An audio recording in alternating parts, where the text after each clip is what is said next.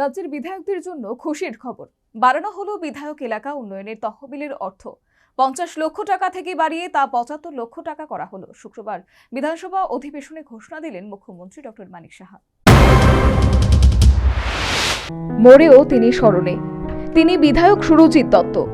গত বাদল অধিবেশনে বিধায়ক এলাকা উন্নয়ন তহবিলের অর্থ 50 লক্ষ টাকা থেকে বাড়িয়ে 1 কোটি টাকা করার দাবি জানিয়েছিলেন সুরজিৎ দত্ত। গত 27 ডিসেম্বর প্রয়াত হয়েছেন বিধায়ক সুরজিৎ দত্ত। তার প্রয়াণের পর সুরজিৎ দত্তের দাবি কার্যকর হল। রাজ্যের বিধায়ক এলাকা উন্নয়ন তহবিলের অর্থ বৃদ্ধির ঘোষণা দিলেন মুখ্যমন্ত্রী মানিক সাহা।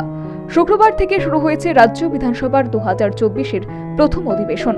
এই অধিবেশনে বিধায়ক এলাকা উন্নয়ন তহবিল 50 লক্ষ থেকে বাড়িয়ে 75 লক্ষ করার ঘোষণা দিলেন মুখ্যমন্ত্রী মানিক সাহা।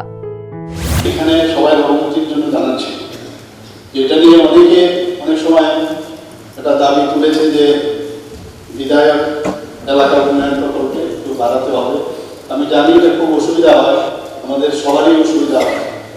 তো এর জন্য আমি ঘোষণা দিতে চাই এই বিধানসভায় যে আরো 25 লক্ষ টাকা করে সবার জন্য আরো বরাদ্দ হবে,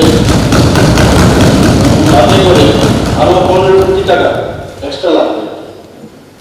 তো এই ঘোষণা দেওয়ার জন্যই আমি এখানে আজকে আপনার অনুমোদন নিয়েছি। সবাইকে ধন্যবাদ। কার্যত প্রতি অর্থ বছরে বিধায়করা নিজ নিজ বিধানসভা এলাকার উন্নয়নে এই 75 লক্ষ টাকা খরচের সুবিধা পাবেন। স্বভাবতই লোকসভা নির্বাচনের আগে বিধায়ক এলাকা উন্নয়ন তহবিলের অর্থ বৃদ্ধির মুখ্যমন্ত্রীর ঘোষণায় রাজ্যের বিধায়কদের মধ্যে খুশির বাতাবরণ। উল্লেখ্য 2019-20 এবং 2021 অর্থ বছরে করোনা পরিস্থিতিজনিত কারণে বিধায়কদের বিধায়ক এলাকা উন্নয়ন তহবিল সাময়িক বন্ধ করে দেওয়া হয়েছিল, যদিও পরবর্তীতে তা চালু হয়েছে।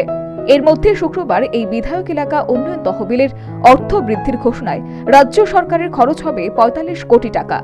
এর আগে এই খাতে খরচ ছিল 30 কোটি টাকা। এবার রাজ্যের বিধায়ক এলাকা উন্নয়ন তহবিলের অর্থ 50 লক্ষ থেকে বাড়িয়ে 75 লক্ষ টাকা করার মুখ্যমন্ত্রীর ঘোষণা নতুন চমক বলে রাজনৈতিক বিশেষজ্ঞ মহলের অভিমত।